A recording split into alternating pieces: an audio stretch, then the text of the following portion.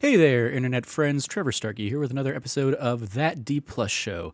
Class is in session for the only show from that nerdy site that lets you know what kind of quality to expect right from the name. Each week we dive into a different Disney Plus offering and discuss its history, how it holds up today, and our general impressions. I'm joined this week by Frank Bazzani. How you doing, Frank? Doing good, Trevor. How you doing this week? Doing good, doing good. We are continuing our Christmas-themed month of D Plus Show episodes with The Nightmare Before Christmas this week. So we will hop into that in a little bit, but real quick, I want to do a little bit of housekeeping. If the show is made possible entirely by the support of our patrons over at patreon.com/thatnerdysite. So if you like the show and you can support us over there, we would definitely appreciate it. But if you can't, no big deal. The fact that you're listening is awesome. And of course, we would love it if you like, subscribe, rate, review, share the podcast with your friends, all that fun stuff. It basically helps pay for all the podcast feeds and all that fun jazz. But yeah, today is all about The Nightmare Before Christmas, which I've talked about a little bit on this show in the past, specifically when I did the episode of Frankenweenie, because it obviously has a lot of similarities in style and design. But yeah, Night Before Christmas. What is your relationship with The Night Before Christmas, Frank? It's a movie I definitely had liked, and I had watched it multiple times growing up. I was trying to think about the last time I had seen it, and it was definitely like over 10 years ago, probably. Like it's been a while. Mm-hmm. And it's one of those ones where I definitely liked it growing up, and it was a movie I remember me and a bunch of other people really liked, especially because I mean I was a part of the Hot Topic crowd, so we were all very big fans of Nightmare Before Christmas. But basically, I couldn't like, I just couldn't remember this like nostalgia or the fondness for it. But like, even watching it, I was like, man, this is a really good movie. Like, Nice. It's interesting because maybe it is that I was never in the Hot Topic like emo goth crew or whatever. Because this is a movie that has just never really clicked for me.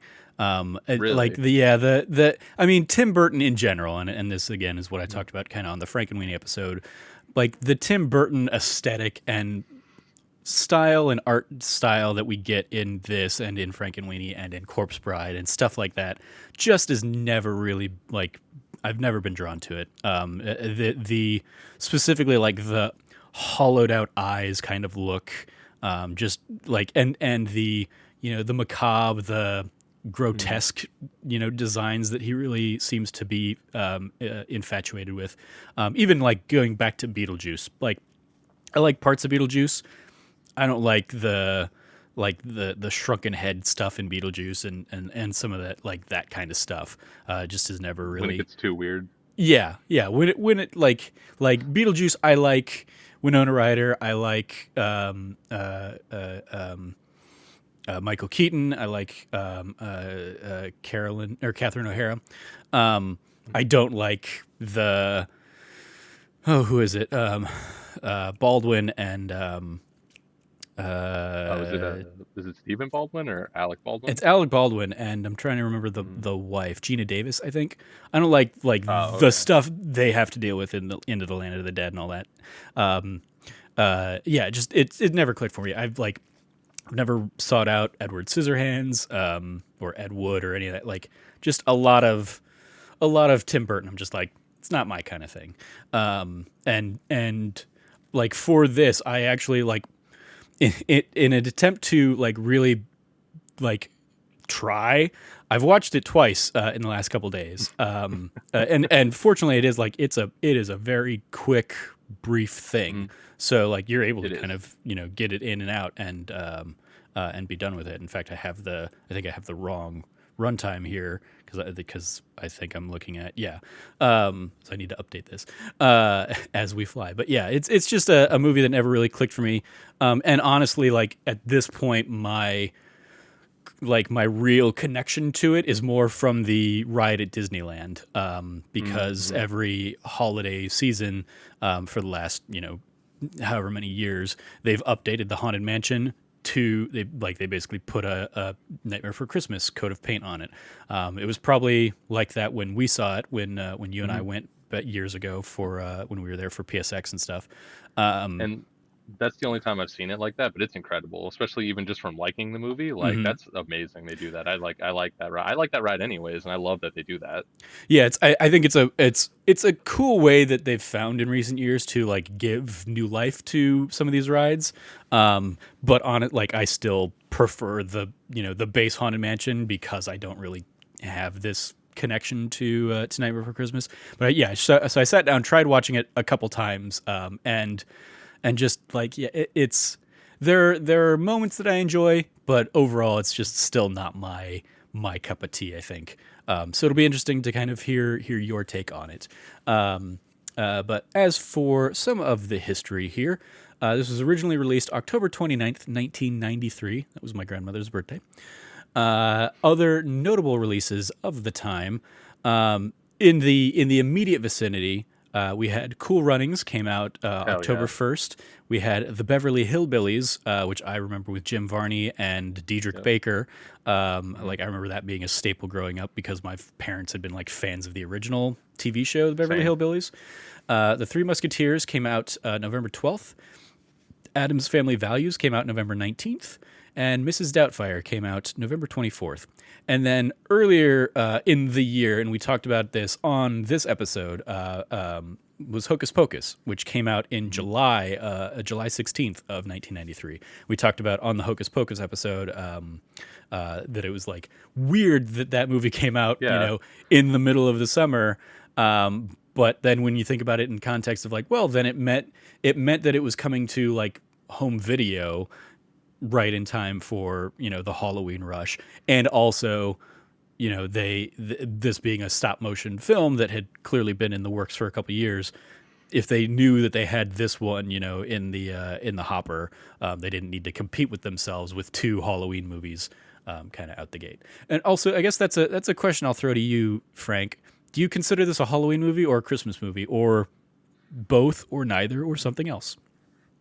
I kind of fall on the lines of like both, because if you watch it at either time, like I don't think you're really wrong, especially because there is such like Halloween themes in it. Hmm. But rewatching it now, I actually did really realize how much of it does kind of fit in as a Christmas movie, and it really is like, the Christmas side of it, and it takes place technically during Christmas time. Like literally, it starts with the end of Halloween. Yeah. So that's what made me be like, oh, it literally starts after Halloween, and then they're trying to like take over Christmas, and I was like, oh, that's really cool. But so it does have both, and I can kind of see why. I guess technically, I think it's more of a Christmas movie, honestly.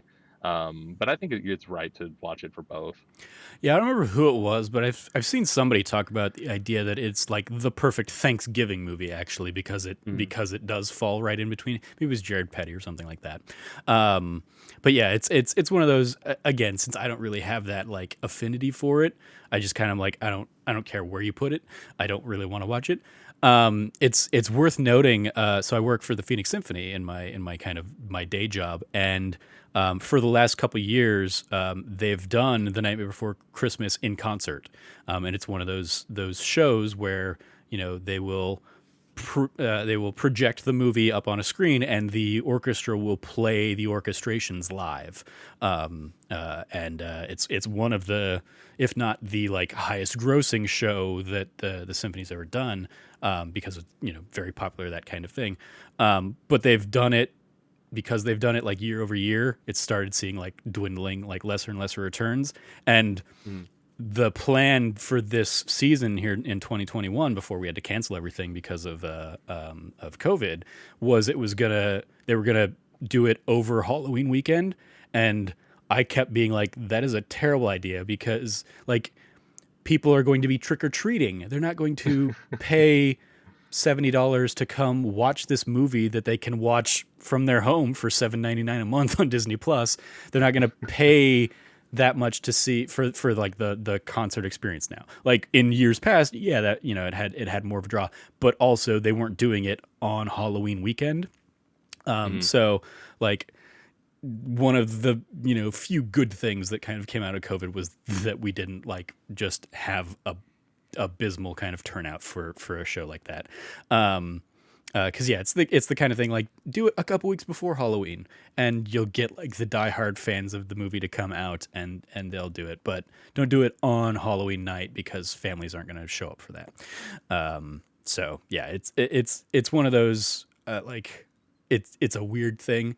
And honestly, like I would much rather see like that like Star Wars get that treatment, but both Night Before Christmas and Home Alone that we talked about a couple weeks ago, Oh yeah. yeah, like both of them get that same kind of treatment now Mhm. in the symphonic circles, which is interesting. I, I would love to go see Home Alone because that has an amazing soundtrack. Yeah. And like that, and like that's like that soundtrack, and they kind of emulated that soundtrack. And I mean, obviously, I think it was the same guy too who did for Harry Potter. But like when I think of Christmas, I think of that kind of soundtrack, like just that kind of like that the way they just do that soundtrack. That's like when I think of Christmas, that's like the music I hear in my head. hmm Yeah, it's Home Alone is John Williams, so it's Oh, yeah, okay, yeah, it's the same guy behind Star Wars and stuff. I don't think yeah, he yeah, did Harry exactly. Potter. I Uh, don't think he did Harry Potter, but like, or I think he might have done the. I think I don't know who did Harry Potter, but it's the same exact like vibe and like tone. Like they just yeah, kind of for the winter scenes right, yeah, specifically. yeah, and that's we yeah. I think I thought about it in listening to Home Alone last week. There's like a refrain in Home Alone, and it's basically like the core theme of Home Alone that I for like every time I was hearing it in there, I kept wanting to sing "This is Halloween, this is Halloween" because it's like dun dun dun dun dun dun, dun. Like Yeah, yeah, yeah, it's that, but with like jingle bells or whatever. So it was a very yeah. weird vibe. Anyway, obviously because we've like I'm including it here in our Christmas block. I guess I'd treat it more of more of a Christmas movie, but also just because I didn't want to really do it during the holiday, the Halloween block that we did. So Hocus Pocus was more important, and so was Halloween Town. Like yeah, those are legit Halloween movies yeah, that are both great. yeah. Those also, admittedly, we will get to in the suggestions. Both of those, I believe, are suggestions. So Disney Plus clearly puts it more in the Halloween camp of things, but we're here celebrating it for the Christmas holidays. As I said, it is a brisk runtime of an hour and 16 minutes. Like this Mhm. is it of the movies we've done. This is probably the shortest movie. And yeah, this is in I the didn't. yeah. Sorry, go ahead. Sorry, I didn't even realize it was that long. I thought it was like under an hour almost, because I guess even when you're watching it, it just like flies by almost. Like Hmm. especially as they just kind of go from scene to scene to scene really quickly, Yeah. and it moves fast. Like they don't ever stop and like smell the roses, you know. Hmm. So this is in the Touchstone Pictures timeline of things because, and there's a trivia thing about this that we'll get into a little bit later. But this was not originally released as a Disney movie. In particular, because I think Michael Eisner at the time was like, it's a little too scary for kids, so we don't want to put it under that banner. So they released it as like Touchstone is still just a it's Disney, but it wasn't like the Disney name. But when it got re-released in like 2006 for like Nightmare Before Christmas in 3D or whatever, then it got like the proper Walt Disney Presents, and that's what you'll see if you watch the Disney Plus now. It is like like Disney is right there at the front because they've taken ownership of it. And but in the Touchstone Pictures timeline of things, this came shortly after a film called The Program, which came out September 24th and was like about college football or something like that. And Oh, then Sister Act 2 Back in the Habit came out December 10th. hell yeah. Yeah. The roll call. Who's who in this film? Our director here is Henry Selick, not Tim Burton. That's the thing that like so many people confuse or misconstrue about the movie is Tim Burton did not direct it. He didn't even really write it. He wrote a 3-page poem when he was an animator for Disney that basically got used as the framework. So he came up with the idea and the story and the characters, but like he's not a scripted writer. He didn't write the screenplay, any of that kind of stuff. He didn't direct it. His name is on it as like producer basically, and because his name had the cachet of Beetlejuice at the time, and he was starting to blow up, they called it Tim Burton's The Night Before Christmas. But Henry Selick here is the director. This was his first full length feature. And then he would go on to do other motion films like James and the Giant Peach, Monkey Bone with Brendan Fraser, which I remember always being on Comedy Central when I was growing up. So that is how I know that movie. And then Coraline. he also did. The writers, as I said, Tim Burton is credited as as a writer for the story and characters, who also came up with the story for Edward Scissorhands, Corpse Bride, or the characters for Corpse Bride, and then the quote unquote original idea for Frankenweenie. Again, I imagine Mary Shelley has an issue with Frankenweenie as an original idea, but the actual writers here are Michael McDowell, who did the adaptation and had also previously done Beetlejuice with Tim Burton. And then Caroline Thompson wrote the screenplay. She had worked on Edward Scissorhands, The Addams Family, Homeward Bound: The Incredible Journey, The Secret Garden, Black Beauty, Corpse Bride, and most recently, Welcome to Marwen, which was a movie I saw a couple years ago with Steve Carell in it. But the idea of like The Addams Family, Homeward Bound, The Incredible Journey, and The Secret Garden, like that is a weird mishmash of like childhood movies that like I watched probably many, many times growing up. A couple of them I don't remember a thing about really. But like they were, regularly played on VHS probably in my childhood. And especially, it's something we've maybe broached a little bit about on the show, but the idea of a female screenwriter, even today is far too rare. But like thinking about that in the, late 80s, early 90s, shout out to her for kind of that, prolonged career that she's had. Because again, Welcome to Marwen was 2018, so she's still out there doing some stuff. Starring, so we have Chris Sarandon here as the acting voice of Jack Skellington, who's probably best known as Prince Humperdinck from The Princess Bride, but he's also been in the Child's Play films. Or at least Child's Play. I don't know if he survived into the other films. I've not seen them. And then the singing voice of Jack Skellington is Danny Elfman. He also voices Beryl, and I think he's the clown like with the face that removes or what, like like in the opening number. Like that's the other thing he's credited. I didn't include it in here, but like it's like that. Yeah, okay. Danny Elfman. Go ahead, Frank. Sorry, it was just funny that you point that out because I literally, when in the movie when that guy came on, I was like, man, that sounds really good. I really like that. Like when he goes into the deep like second voice, I was like, that sounds great. And that's what's funny that was just Danny Elfman. Yeah, Danny Elfman, long time, very renowned composer in the industry. But like this was around the time he was getting his start. Like his first real big break. Actually, I guess he had been in a band prior to this. I believe he was in the Oingo Boingos.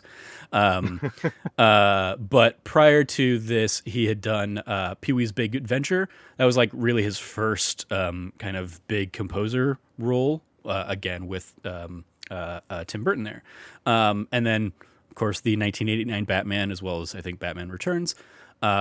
He did the I always forget this, but he is the writer of the Simpsons theme, which has been going on almost my entire life. And then after this, he would go on to do soundtracks for movies like Mission Impossible, Men in Black, and the 2002 Spider-Man with Tobey Maguire. Catherine O'Hara, who was in last week's episode in Home Alone, so I basically just copied and pasted and swapped out Home Alone for Nightmare Before Christmas. But Catherine O'Hara plays Sally as well as Shock, and this is one of those like I didn't know Catherine O'Hara played Sally until it came up in the Frankenweenie episode because I don't associate her with like the ingenue, and admittedly it is a weird ingenue kind of type, but of course she had previously done Beetlejuice again with Tim Burton, Home Alone that we discussed last week. She would go on to do Waiting for Guffman and Best in Show and those kinds of movies, as well as both Series of Unfortunate Events adaptations, the animated film Frankenweenie, and most recently Schitt's Creek. William Hickey is it's credited as evil scientist, not Dr. Finkelstein.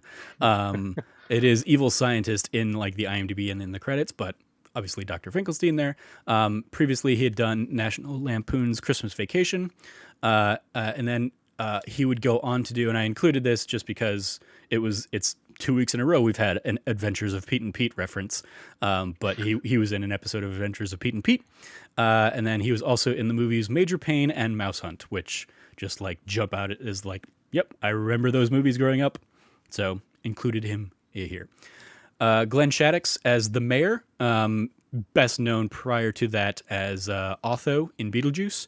And then he's done a lot of voice work in the time since, including both him and Chris Sarandon tend to come back for a lot of the Kingdom Hearts games when Nightmare Before Christmas is included in those. Ken Page playing Oogie Boogie here. Prior to that, he had done All Dogs Go to Heaven, and then long before we had the atrocity that was the 2019 movie Cats, the original Broadway version of Cats got filmed in 1998, and he was Old Deuteronomy in that version of it. And then he also was in the Dreamgirls film a few years ago. Ken Page, longtime Broadway kind of performer, coming in here for Oogie Boogie. And then lastly, worth mentioning here is Paul Rubens, a.k.a. Pee Wee Herman, is playing the role of Locke, the rounding out the trio of kids there. A little bit of trivia here for you. In 2001, Walt Disney Pictures began considering producing a sequel, but rather than use stop motion, Disney wanted to use computer animation. Tim Burton convinced Disney to drop the idea. I was always very protective of Nightmare not to do sequels or things of that kind, Burton explained. Jack Visits Thanksgiving World or other kinds of things like that, just because I felt the movie had a purity to it and the people that like it. Shout out to, I guess, Tim Burton pushing against the sequel train, at least until he came on board for Alice in Wonderland and that sequel. Tim Burton has said the original poem was inspired after seeing Halloween merchandise display in a store being taken down and replaced by a Christmas display. The juxtaposition of ghouls and goblins with Santa and his reindeer sparked his imagination. So basically, like any retail store, October or November 1st. Danny Elfman found writing Nightmare's 10 songs as, quote, one of the easiest jobs I've ever had. I had a lot in common with Jack Skellington, which is interesting because, like, when I think of this movie, I basically think of, like, Jack Skellington is just that archetypal. It's almost like a Wes Anderson type character. And especially when I was, like, rewatching it, I was like, this, like, you could have told me this was a Wes Anderson movie and I probably would have believed it because it's like that primary protagonist has like ennui because he's just tired of life. He's really good at whatever he does, but he's just kind of over it and he's ready for like something new. And so I was like, okay, that's a weird vibe. It is stated in the making of book that the most difficult shot to film in the entire movie is the shot in which Jack is reaching for the doorknob to Christmas Land. Viewers can see the perfect surround reflection of the forest around Jack in the background. And that's one of those things, like, when I watched the movie, especially after like reading that trivia back, I was like, oh, that is a pretty impressive shot. Because like, yeah, there's no camera. You can't see the camera of the stop motion, and the whole, background around them is, clear in that reflection of the doorknob. So, yeah, they probably had to do some significant trickery to make that work. Yeah, honestly. Back on the poem that kind of originated the whole thing, Tim Burton wrote a 3-page poem titled The Nightmare Before Christmas when he was a Disney animator in the early 1980s. Burton took inspiration from television specials of Rudolph the Red-Nosed Reindeer, How the Grinch Stole Christmas, and the poem A Visit from St. Nicholas. On the 2008 special edition Blu-ray/DVD release, Christopher Lee narrates this poem with a new animated visual accompaniment. I could not find that extra as part of the Disney Plus extras. Otherwise, I would have included it in recommendations. And that sounds great. Yeah, admittedly, I did not ever like piece together or think of this in the in the same vein as like a Rudolph the Red-Nosed Reindeer kind of like stop motion animated kind of thing. Like it probably because my entire life I've thought about this as a Halloween movie. I just never thought it in the same bucket of the Christmas animated movies, but like seeing that, I was like, oh yeah, no, especially when you get to Christmas Town, it's obviously it's so abundantly apparent it's that kind of thing. It really is, especially because even when I think of it, like I totally see that, especially because I spent so much time watching those stop motion movies as a kid too. And like especially the part where and I guess the Grinch wasn't stop motion, but especially the part where in this when he's going through like the they're doing all the decorating all the houses and he's like looking in all the windows and they're decorating and the kids are sleeping and I'm like these are basically shots like straight out of the Grinch like Yeah. when he's going through like their houses. Yep. And I was like that's cool that they I could totally see them being like super inspired by that too. Yeah. This is what I alluded to earlier, but the teaser trailer tells us that the film was originally intended to be released under the Walt Disney Pictures banner, playing the movie heavily as the next generation of filmmaking following the proud tradition of Walt Disney. But by the time the theatrical trailer was released, the release label had changed to Touchstone Pictures as an alternate designation of the Walt Disney Studios. Michael Eisner, the then CEO and chairman of the Walt Disney Company, found the film to be, quote, too dark for kids and had it moved to their Touchstone Pictures banner. In October 2006, the film was re-released in 3D under the Walt Disney Pictures banner. And then the last little bit of trivia I have here. Some of the presents Jack delivers to the kids are nods to Tim Burton films. Of course, you have the snake that looks like the sandworm from Beetlejuice. You have the shrunken head from the Afterlife waiting room in the same film. And then the cat and duck are both featured in Batman Returns. The cat as the mascot for Shrek's department store, and the duck resembling the vehicle driven by the Penguin. So nice little nods to other Tim Burton's legacy, kind of up to that point. So yeah, what did you think? You said this. Obviously, this was a movie that you have a much better kind of connection with, but maybe haven't watched in about 10 years. So what did you think? How does it hold up? I still really liked it because, like I said, I liked it. I definitely remember having liked it in the past and having watched it before. But I feel like so many people I knew have this like love and fondness for it that when we were talking about it, and you were like, "We're gonna do we'll do Nightmare Before Christmas." I was like didn't have a problem watching it, but I was just like I just didn't have this like love like when we think about like Home Alone or something, and I was like, yeah, like I love that. It's a great holiday movie. Mm-hmm. But rewatching it, I think it definitely like connected a little bit more because like not only did I like the kind of the macabre thing and I love that style anyways, and so I love the juxtaposition of that like with Christmas. And then I totally even get what you're saying with Jack because I think you're right, but even as a little bit more of an adult I can kind of even get that where he's just like, man, I've been doing this for so long, I'm just so burnt out, I want to go try something new. And he just finds like the new exciting thing, and then even at the end when he's like, oh, I've realized the error of my ways, and I'm just like I feel like there's actually a lot in there for like a kid's holiday movie. But I really like it, and I still think it's super enjoyable. Especially even I think you almost even get more out of it. Like at least I did, being just older at this point. Also, I thought the stop motion was beautiful. That's just something like I never really noticed before, but it's like outstanding. Yeah, I think that's like certainly, obviously, like it shows its age a little bit in that regard, Mm. but there is a sense of wonder and tactility to it, tactileness. I don't know what the actual word is there, but like the fact that like you can tell that people like painstakingly. I mean, like one of the things of trivia is it took a team of 100 animators 2 years to make this movie basically, because they're having to do 12 frames a second and that you get in stop motion, and it is like hands touched these models over and over again. Especially, it's one of those things like when I was watching and just the amount of molds they had to have of Jack's mouth and slash head to do all of the different syllables, because it's like if you think of like something like South Park, which obviously isn't stop motion animated, but it's like done in that style, and it's like, okay, all you have to do is like have a few different cutouts of the mouth that you can just put on top of stuff. And if you think of like something like Robot Chicken, they probably save a lot of time because they just have those kinds of little like cutouts of a mouth doing a thing.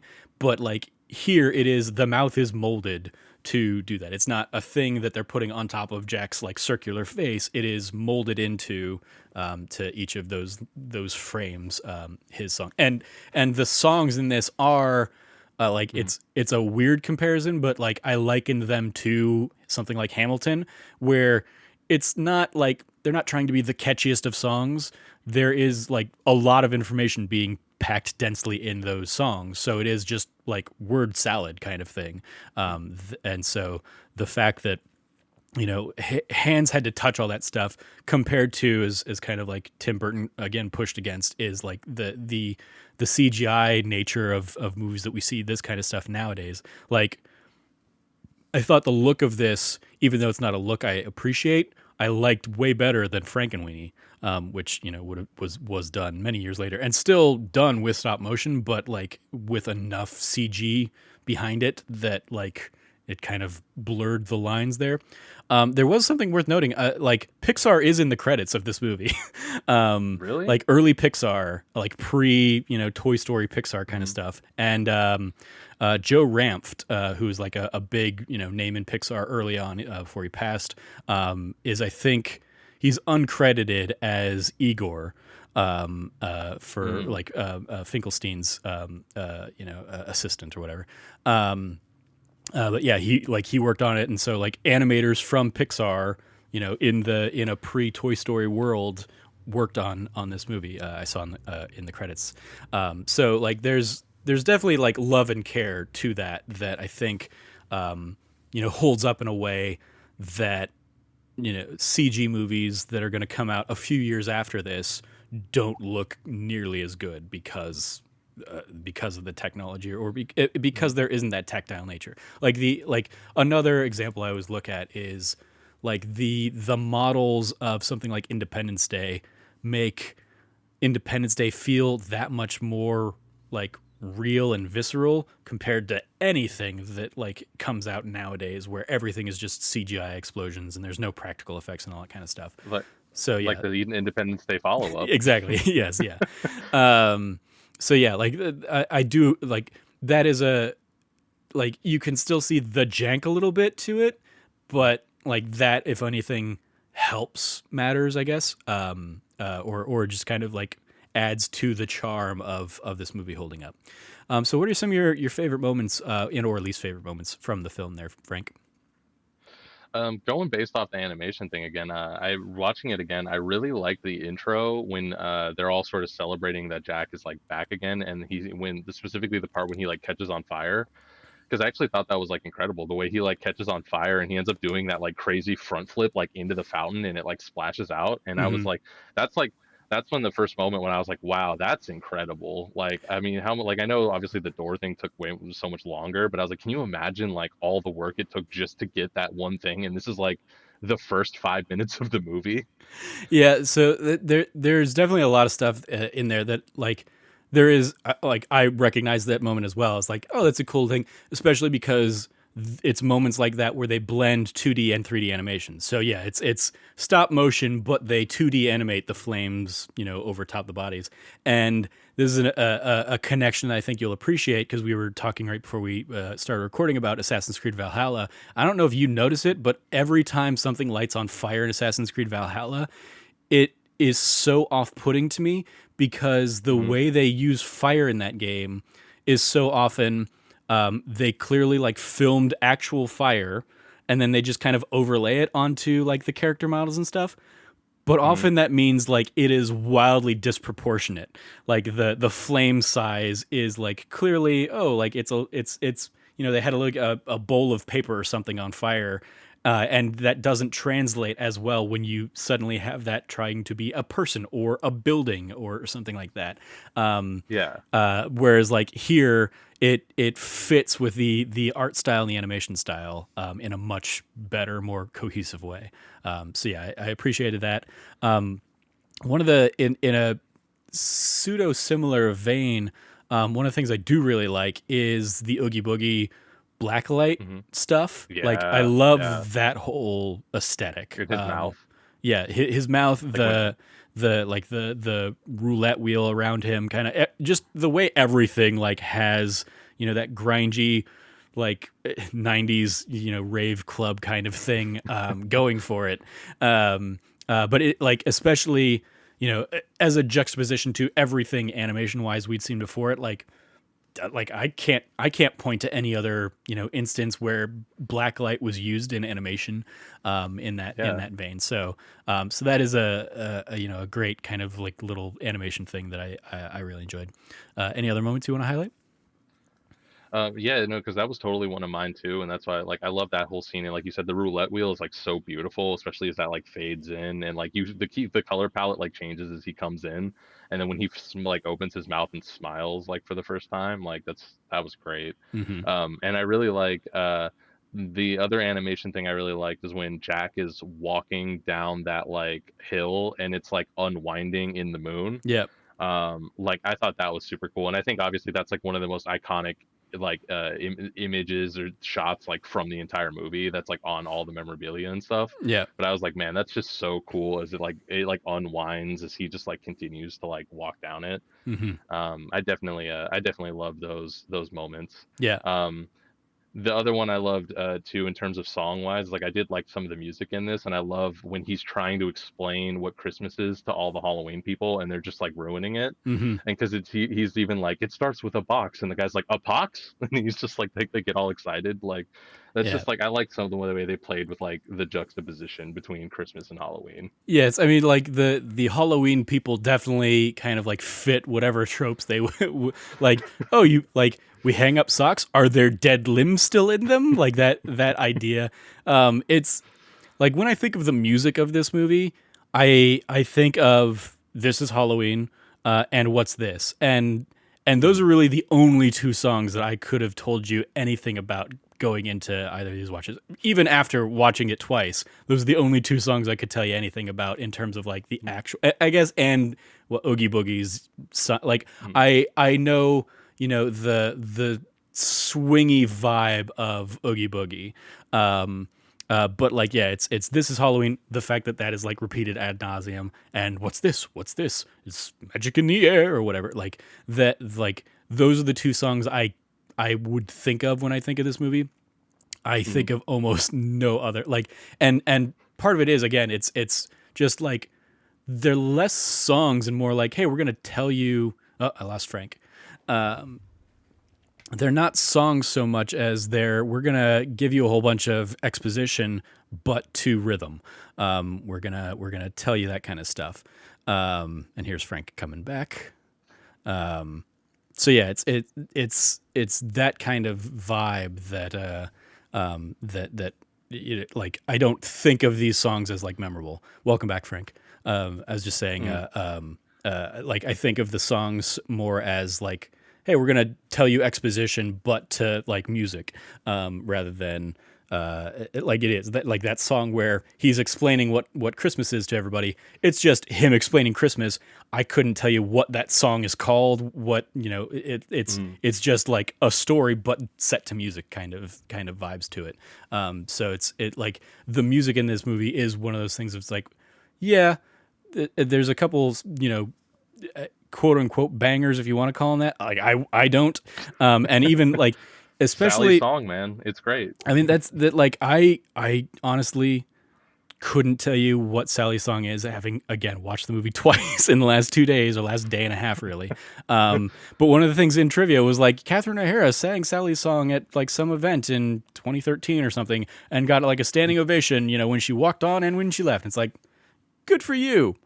No idea what song that was or is. I do like the running gag of Sally constantly giving Finkelstein like deadly nightshade, like just constantly just trying to kill Yeah. him basically, so she can sneak away and do her things. And I like her design as well. The like the Yeah. fact that she pulls apart and can like stitch herself back together, or she can leave herself disassembled and things work independently of one another, and she still manages that way.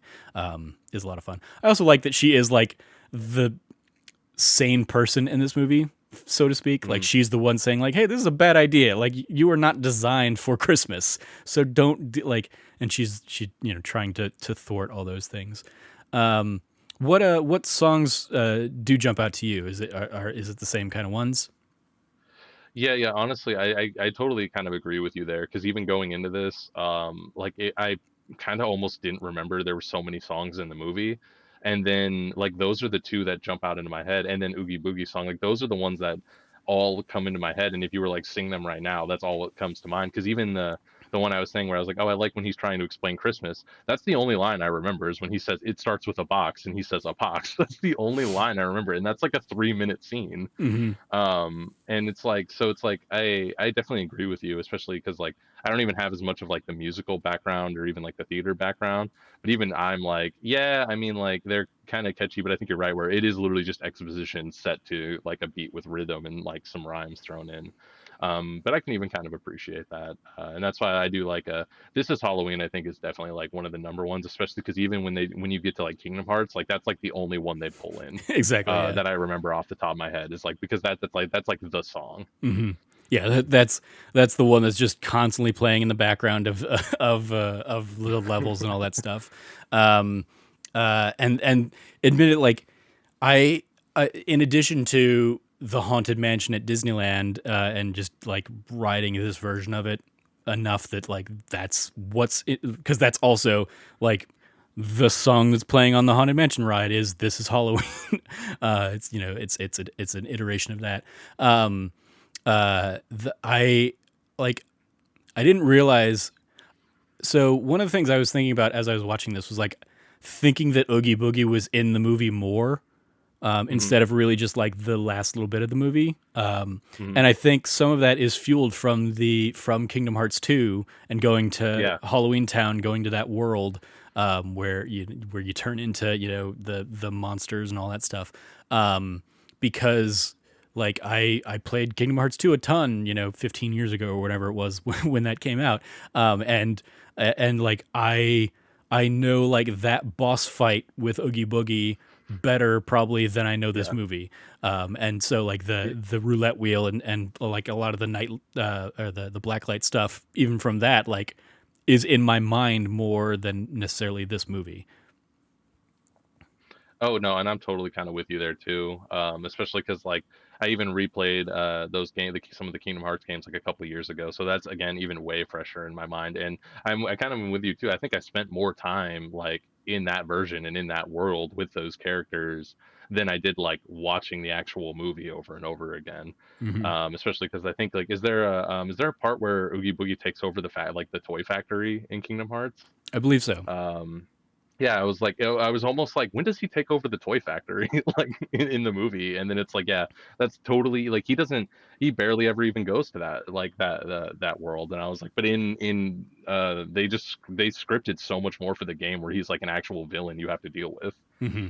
There is also Oogie's Revenge, like a I don't know, straight to DVD, sequel or something like that. That does that. That might be a little bit of that, but it like Mhm. some of the trivia was like, more of the relationships and the dynamics have been fleshed out in the Kingdom Hearts series. Like the idea that Locke, Shock, and Barrel, like Locke is the proper leader of that trio, Mhm. is established in Kingdom Hearts, not in anything like Disney related, like real Disney related. Yeah. And that is accepted as canon kind of stuff now.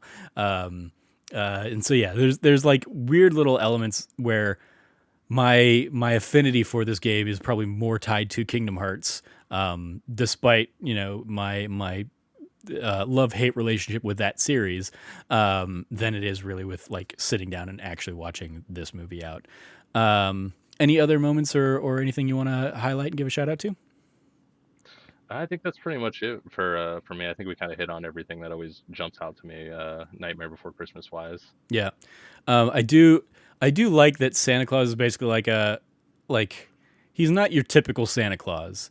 Like Hmm. he's he kind of gives Jack crap at the end of like what did you think was going to happen? But yes, I can fix this. I'm Santa Claus, and then he just like he Yeah. he does like this weird like thing with his nose and like and disappears. I'm like that's a weird like is he like snotting a booger out and that like projects him up into the sky? Whatever, weird. Um, but yeah, like I, I I I like that like Santa, apart from his like damsel in distressness with Oogie Boogie, is constantly like kind of berating the kids as they're trying to like take him in, and like saying you're all gonna be on the naughty list, blah blah blah. But yeah, it Santa has a little bit of a bite to it in this movie.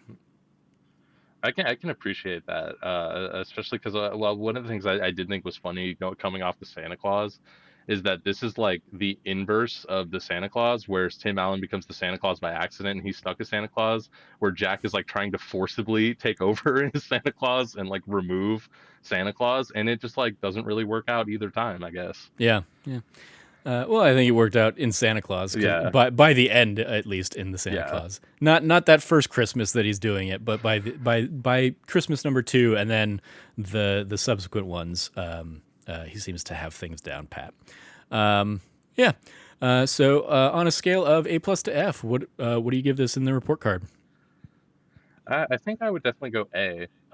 Like I think it at least, yeah. I'm just gonna go with A because I don't even think it really deserves anything too much lower. Like I said, like it is beautiful animation, especially we want to give it credit for a movie that's held up for almost 30 years. Like animation wise, and just in terms of everything they have going on, like it's still popular. It's still in the pop culture. New kids are still watching it and getting in, like enjoying it. So like I think it's a good, fun movie. And one of my things with this, with the Christmas movies, and especially just with some of the stuff we watch, I always like kind of like set the expectations of it's like, yeah, it's not like an Oscar movie, but it's like you could do so much worse than this, even on just Disney Plus, Hmm. like in terms of like movies and even holiday movies. So like, I think this is a good one. It was Oscar nominated. Oh yeah, Yeah, it was nominated for Best Effects, Best Visual Effects that year. It did not win, it definitely deserves that. but and it was also a nominee for Best Original Score at the Golden Globes for Danny Elfman. But yeah, so this is probably actually the biggest like disparity I think we've done on the show, because I give it a C, but again, that's like Mm. largely driven by like my like distaste and discomfort with the aesthetic and the general Tim Burtonness of the movie. Even that is like painting Henry Selick's work, who's the director again, with a broad brush. Mm. Because one of the things on the trivia is like, is Henry Selick, is this notion of like, is it a Tim Burton movie? Is it a Henry Selick movie? And Henry Selick, I think, in interviews, basically said like it's like Tim Burton hatched the egg, but then I'm the one that sat on it and like and nursed it for 9 months or whatever until it hatched. It is much more his movie, and he's trying to ape Tim Burton like looks and stuff like that. But Tim Burton again gets all the credit, and everybody kind of puts it on his camp. But yeah, that's just never been my kind of thing. But I can't deny that there is a quality to it there. So that's why I don't go lower than a C. But yeah, it's just never been my cup of tea, and that hasn't changed in these years since. Because yeah, this movie, I probably haven't watched the movie outright in probably years. I mean, well, obviously years, but like decades probably. Like it's probably been like Yeah. 20 years since I really sat down and watched Night Before Christmas. Because yeah, it's just never been my cup of tea. I But yeah, yeah. Go I ahead. thought about going a bit lower, but it's just like when I honestly think about it, it's like I can't find too much that I legitimately find like fault or wrong in the movie. It's just like on the one hand, it's not like one of my favorite things ever, but it still is just like a good fun time, especially around now. And honestly, I mean, I already kind of mentioned it, but it's like the animation just kind of sells me on it because even just watching it, I was like, there's so many different shots and things where like when he snowboards down the mountain or just kind of slides down, I'm just like, that's like incredible that they just did that in real life. Hmm. And like yeah, and like any single idea you had for like a shot would took 80 times more than it would have in real life to Yeah, just film it in like a day. yeah. Extra credit, other suggestions if you like this one. As I said, Disney very much throws this in the Halloween side of things, as the suggestions they have are Hocus Pocus, Frankenweenie, James and the Giant Peach, which isn't Halloween, but it is, that animation style, Halloween Town, The Scream Team, Twitches, The Secret of the Magic Gourd, and Girl versus Monster. I have no idea what those last two are. But Same. we've done episodes of Hocus Pocus, Frankenweenie, and Halloween Town. If you want to catch any of those on that D Plus show, you can go through the archives and find out that kind of stuff. Extracurriculars. You watching anything else on D Plus these days? Not too much, just pretty much some of the holiday movies that we've been checking out. Yeah, yeah. It's pretty much me too. Apart from Mandalorian, I talked last week about Mulan. I think I talked about Mulan. No. maybe I didn't talk about Mulan with Logan. I talked about it on like one of the shows. Don't watch Mulan. It's not great. The live action version. It's bleh. Yeah. Oh, I did watch something else. I watched the what is it? High School Musical, the musical, the holiday special, which is the cast of High School Musical, the musical, the series, doing like Christmas songs and stuff like that in lieu of. I think they originally wanted to have a season 2 rolled out, especially because they kind of like include a shot, or they include like the first number that they planned out for season 2, which is like all over the holidays. But this was basically the cast filming from their homes, or like with like a film crew basically went out to each of their homes. One of the girls apparently lives out here in Arizona because she was shooting stuff out in like the mountains outside of town. But yeah, it's basically like they each just do kind of a Christmas number, and it's it's what it is. But it was fun seeing that cast of characters back together again, as they could be in some cases. But yeah, so I watched that on Disney Plus recently, and I started to watch the Taylor Swift documentary on Folklore, but I've not gotten too far into that. So I will circle back to that at some point. That's going to do it for this week's episode of That D Plus Show. Thank you, Frank, for joining me. You can follow Frank at Irrelevant Jokes on Twitter. Anything you want to give a plug or shout out to there, Frank? Yeah, I'll just give a shout out to our last 2 episodes we did. I wasn't on the last one in particular, but the last 2 episodes of That D Plus Show were the Santa Claus and Home Alone. 2 good episodes, 2 good movies. It's kind of that holiday season, so I would definitely check them out before that kind of gets expired. Yep. You can follow me at Trevor J. Starkey on Twitter, and I will echo that shout out. I will also just kind of give a shout out to it's end of the year, which means game of the year and maybe movies of the year or TV shows. Like all of our like of the year stuff is going to be coming up here probably early January. So keep an eye tuned to That Nerdy Site for all of that stuff as well. You can follow all of us over at That Nerdy Site and check out all of the latest from thatnerdysite.com over there. If you liked what you heard, please, once again, like, rate, review, share, subscribe, all that fun stuff. And if you do feel so inclined, you can always support us on Patreon at patreon.com/thatnerdysite, where any patron gets early access to bonus episodes of kind of our main That Nerdy Site show podcast. And if you subscribe, or if you're a patron at like the $5 and above, you basically get early access to all of these, every other podcast we do. I basically publish it to Patreon, a few hours or a day before it will go live to everybody else. Whenever I get it uploaded, that's when it goes live on Patreon. If you are a patron at our $5 and above tier, I think. So you can support us over there, and we would definitely appreciate it. It pays for, all the podcast feeds and all that fun stuff. So thank you again, Frank, for joining me. Thank you, audience, for joining us. As always, stay nerdy, be good to each other, and class dismissed.